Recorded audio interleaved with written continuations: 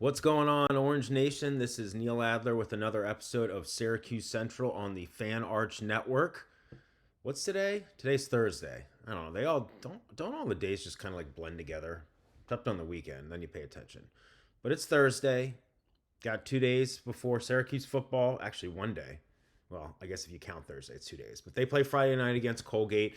I'm going to do some more football stuff tomorrow in preparation for the Friday night game.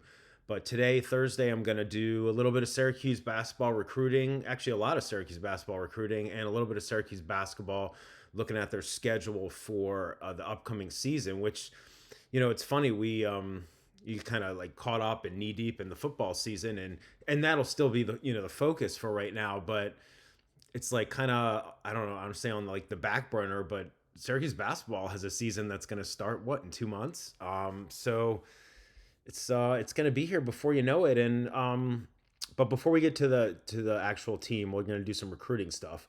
And I believe I mentioned earlier this week on Syracuse Central that Syracuse is out and about, the coaching staff during the fall recruiting period, contact period, where they can obviously have recruits on campus for official and unofficial visits, but they can also do off-campus stuff, whether it's in-home visits with recruits or going to open gyms at their high schools. And they've been out and about. I've reported on different guys that they've been checking out, and they're probably checking out other guys that I just don't frankly know about or I haven't heard about yet. But one guy they checked out today, and I got wind of that from his dad, who I've become pretty good friends with over the last couple of years. Syracuse has been in today for Deron Rippey Jr., who is a 2026 five-star point guard. He's from New York City, but he goes to the Blair Academy in New Jersey, and he is, depending on the recruiting service, either the number one or number two point guard in the senior class.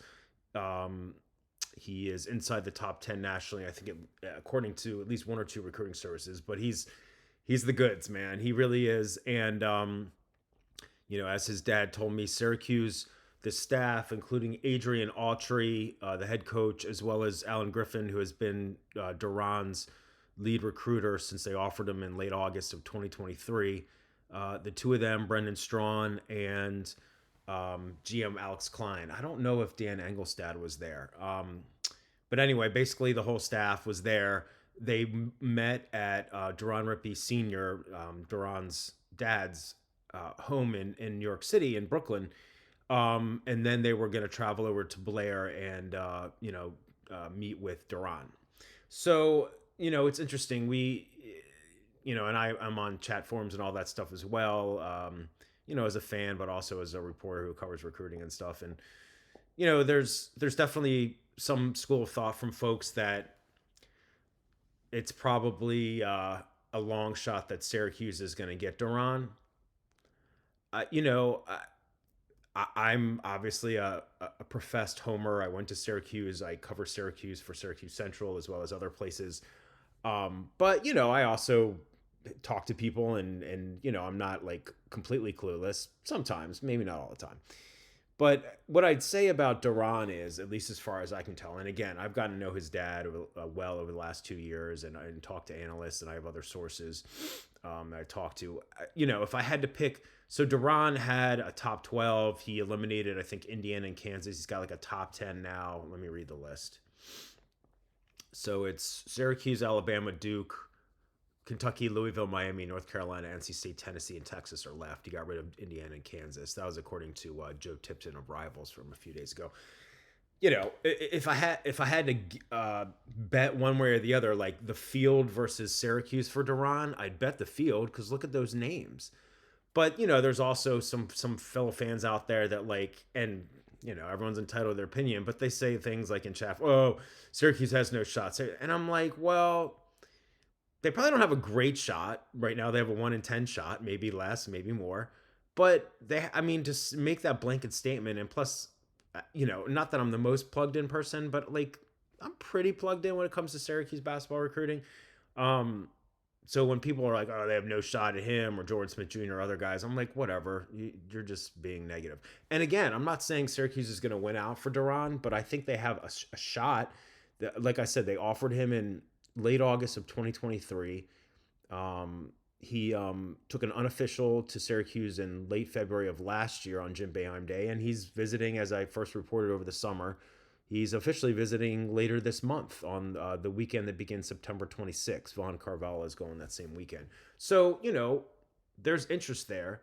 And I believe Duran's dad, who's a really good guy, he goes way back with some of the Syracuse coaches and stuff. So, but I don't think they're just like, entertaining having the Syracuse staff around Duran just to be nice. Like, if he wasn't interested, he wouldn't have them in his top 10 or whatever. And again, I'm not saying Syracuse is going to win out, but I think Syracuse has a shot, just like I think they have a shot with Jordan Smith Jr. And some of these other guys. That doesn't mean they're going to win out. And moving forward, as I've been told by sources, and I'm sure you all, if you're into basketball recruiting, read about this. Prep classes, like classes at the high school level, aren't necessarily always going to be like super massive moving forward, just because of the focus on the transfer portal. And even Syracuse, they've offered a bunch of guys in 2026, but they have a smaller group of targets, and they've offered a bunch in 2027 and even 2028 and 2029. But they're ultimately going to hone in on just a handful, and they'll win some and they'll lose some. But just getting back to Duran here, it's obviously Syracuse, the staff has shown him, this young man, who's a really good student too, and he's had a really good spring and summer, and he seems like a good dude. The staff has shown that he's a priority, and so he's just, it's going to be about fit and roster construction, and NIL could come into it, rev share and all that stuff, but we'll keep tabs. But obviously it's encouraging that they're visiting with him today, and he's officially visiting in later this month, and I'll keep in touch with his dad and hear what analysts have to say regarding his recruitment. And we'll go from there. All right. So from Duran, we're going to transition to another 2026 guy. So this is an interesting one. This is interesting because the young man I'm talking about here is 2026 4-star small forward Ralph Scott. And he was only offered by Syracuse last month. That's really late in the cycle, in August. Now, one thing I am noticing, and analysts speak to this a lot more in depth than me, but I've noticed it too, given the transfer portal's explosion and,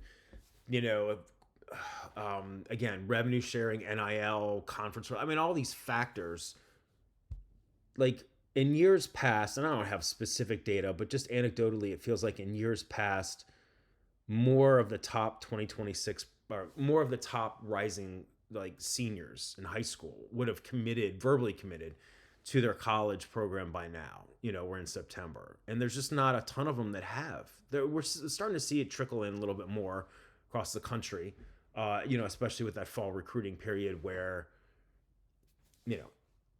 guys are not only taking official visits to college campuses, but they're getting visited by staffs, whether it's in their homes or at open gyms, etc. So we'll start to see more of that. But my point with Ralph is, Syracuse, obviously, I would assume, has been interested in him, or at least keeping tabs on him for longer than a month. But they only officially offered him this past month in August. And the news here, and this, I got to give credit to 24/7 Sports. I think it was Travis Branham, one of the national analysts there. Nice guy. I believe he first reported that Ralph has set up an official visit to Syracuse for the weekend that begins October 17th. And that's encouraging. And he's from Bermuda, which is cool. And Bermuda's awesome. And he plays at IMG in Bradenton, Florida. And IMG is a big-time powerhouse school, but they have multiple different teams. They have the national team that Sadiq White, the Syracuse freshman, played on last year, and then Donnie Freeman, the Syracuse sophomore, played on 2 years ago. But then they have, and let me make sure I get this right. So Ralph has been playing on the varsity gold team. But then they also have a post-grad team that like former Syracuse players, Justin Taylor, Quadir Copeland played on. I know Jesse Edwards went to IMG too a bunch of years ago. I can't remember if he played on the national team or the post-grad team. But anyway, IMG is a known commodity. Syracuse has recruited out of there before. So, again, they offered him last month, and he's officially visiting next month. And he's officially visiting other schools. And, does Syracuse have a shot? Well, he's visiting. So, they have to have some kind of shot. And, Ralph, so I caught up with his former AAU coach um, in Bermuda when he was like a preteen, like before he started in high school and moved to the States. And the coach, really nice guy by the name of Doug Reed, he told me last month around the time that Syracuse offered Ralph. Doug said that he would take his AAU program to Jim Boeheim's summer camps, which I actually went to. No, I didn't play in the prospect or elite camp. I was not good, but I still went. But Team Hurricane would go, and so Ralph went. I think Doug told me either 2 or 3 years when he like before he was in high school, preteen. But I don't think Ralph necessarily like had a fondness for Syracuse or one way or the other. He just went with his AAU program, but now he's getting recruited by Syracuse, and he's a fast rising prospect. He kind of flew under the radar, but he's moved. So when Rivals, I'm just going to look at my notes here. When Rivals updated their 2026 national rankings, I think it was last week. Some guys that were unranked, enter the rankings, and he was the highest one to enter from being unranked before. He's at 48. That's a pretty big jump. And then like the 24/7 Sports composite, and I think 24/7 Sports itself also has him like inside the top 40 nationally. And he's a top 20 small forward, wing player, and he's a top 10 prospect coming out of Florida. So he's good. He's a good player. And Syracuse has had a couple other guys visit. Recently, 2027 5-star power forward Zion Green from Philadelphia. Last weekend, 2026 4-star shooting guard Dakari Spear. And then they've got Rippey and Vaughn coming up in late September. And then the weekend before Ralph visits, 2026 4-star big man Asher Elson from New York City, who plays in Overtime Elite, is going to officially visit. And there could be more from the 2026 and or 2027 classes coming up. Like I think I mentioned the other day, Theo Adema looks to be visiting this week. I haven't seen a lot of specifics on that, but keep an eye on that. He plays at the Cushing Academy in Massachusetts. So it's visit season, and it's fun. And I like talking about recruiting, so I hope you like it because I'm going to keep doing it. All right, so we're going to move on here. I thought this was kind of cool. So just grab some water here. So sometimes the main recruiting services, and when On3 merged with Rivals took over like the prep stuff. So it's really just 24/7 Sports, Rivals, and ESPN. But all three of them, they'll update their national rankings for each individual class. But then sometimes they'll put out things where they look at like the top players regardless of class. So they could be a senior, junior, sophomore, whatever. And so Rivals did that. My buddy Jamie Shaw, who's like the lead recruiting analyst for Rivals, and also does stuff for On3 for like more at the college level, and he's a really good dude. But they put out like a top 25 high school players regardless of class thing like in the last 2 days, and I just thought it was cool because there's multiple guys on this list, all 5-stars, that Syracuse is recruiting. Now, it's one thing to recruit and offer a scholarship. It's another thing to get a commitment. But, hey, listen, 2 years ago, Donnie Freeman was number 6 in the country, according to multiple recruiting services, and he was a consensus 5-star. This past year, Sadiq White had been a 5-star. He kind of hovered between high 4 and 5, but both him and Kyan Anthony were top 35 national prospects. So, like, Syracuse, like, at the prep level, it's not like they've been recruiting poorly. They just need to win some games on the court, and we'll be good to go.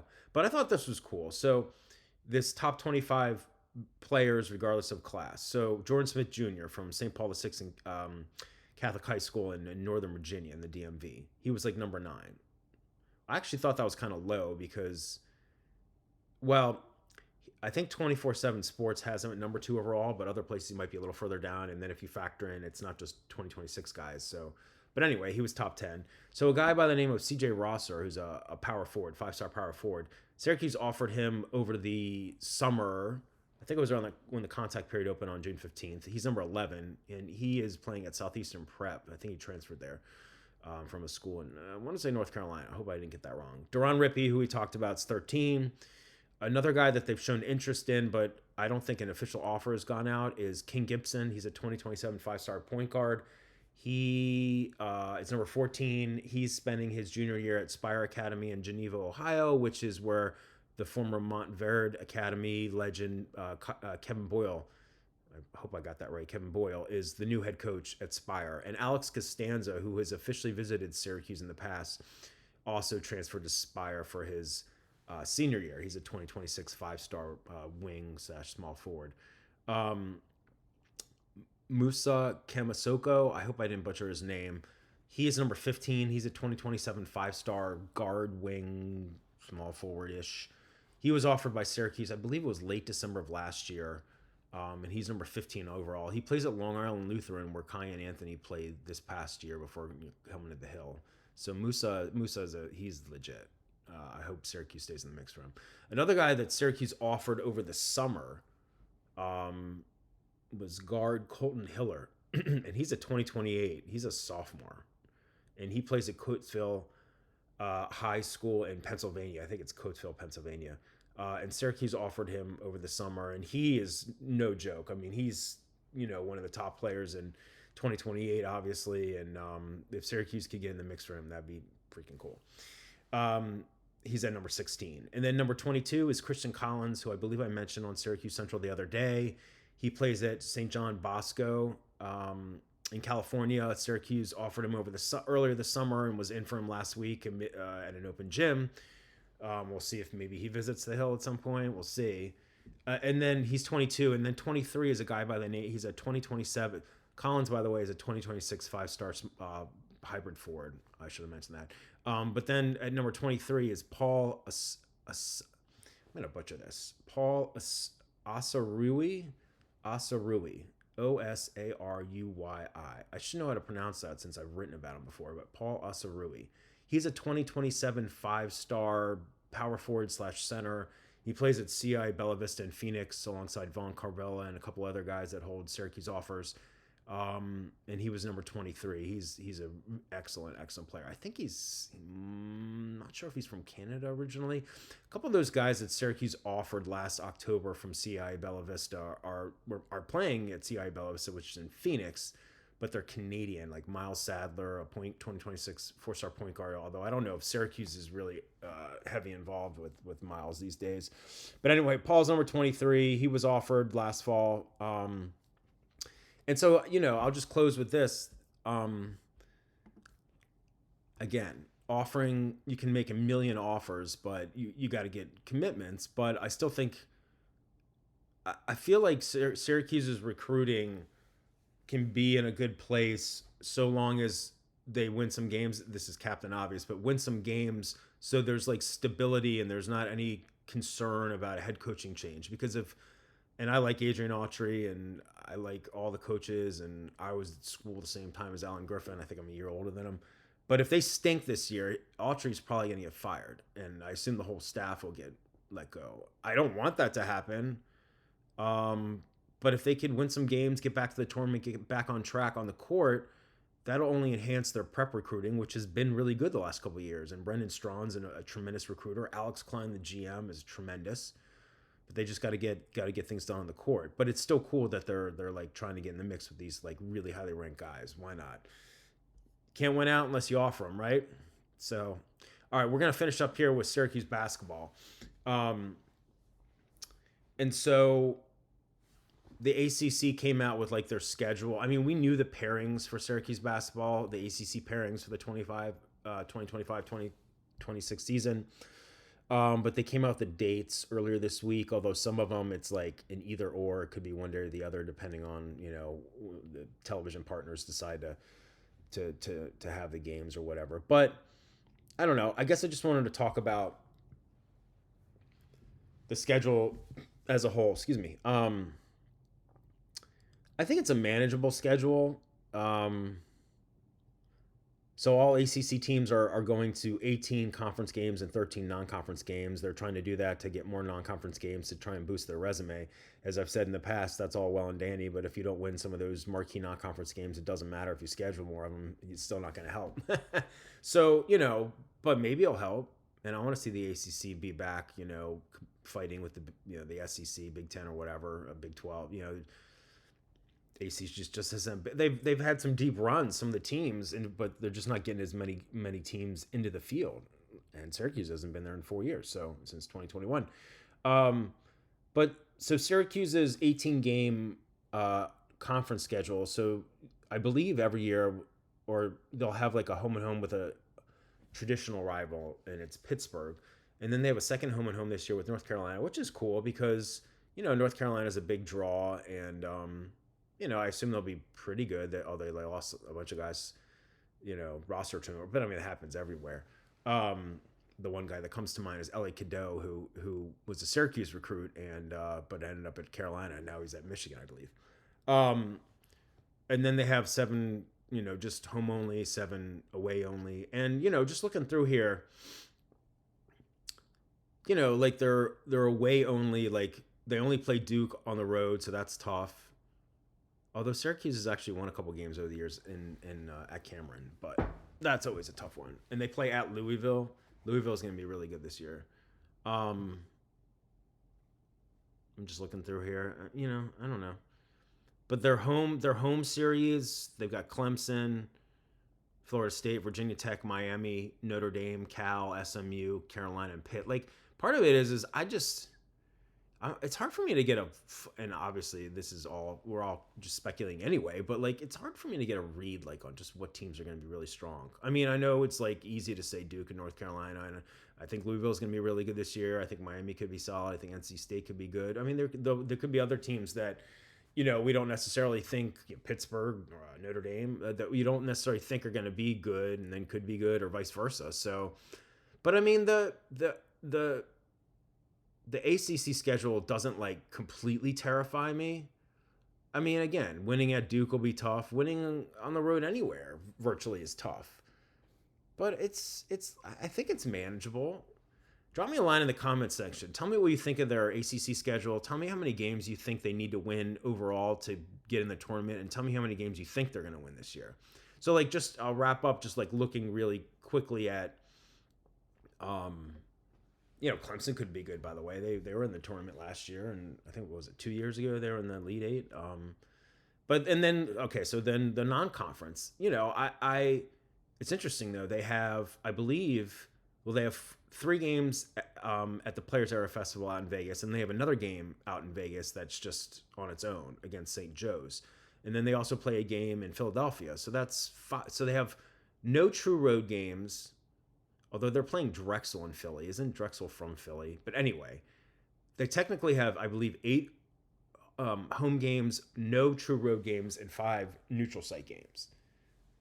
So, obviously playing Houston, which could have won the blew a lead against Florida in the national championship game and could have won. Then again, Duke blew a lead against Houston in the Final Four. And so, anyway, they play Houston, the national runner-up. They play Kansas, which they weren't that great last year, but they're Kansas.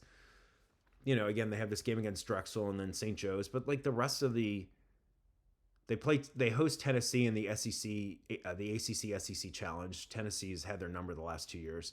But I mean, it's not, again, I'm not saying Syracuse is going to like go 13-0 in the non-conference, but it's manageable. Like, I don't know. Maybe I'll do like a longer segment or a more in-depth segment as basketball season gets closer and project what I think, how many games they're going to win, both looking at ACC and non-conference. But could they win like 20 to 22 games? Sure. I don't think they're going to go 13-18 in the regular season again. I don't know. I mean, it's tough. They have 2 guys returning, and they have 13 scholarship players. 2 guys returning, 5 incoming freshmen, 6 transfers. I mean, it's just, we don't know. But like on paper, some of their pieces look really intriguing to me. So, we'll go through that a little bit more in depth. But let me know what you think of the schedule, both the ACC and non-conference portions, because I think it's got some interesting games, but it's not like, like I'm not freaking out. I think it's manageable, and just see how they play. But anyway, I hope you like this episode. We'll likely, I'll dive back into Syracuse football on Friday, since we have the game Friday night, and then we'll get into next week. So drop me lines, tell me what you like, what you don't like. I appreciate you tuning in. This is Neil Adler with Syracuse Central on the Fan Arch Network. Happy Thursday. I'll talk to you again tomorrow, friends. Take care.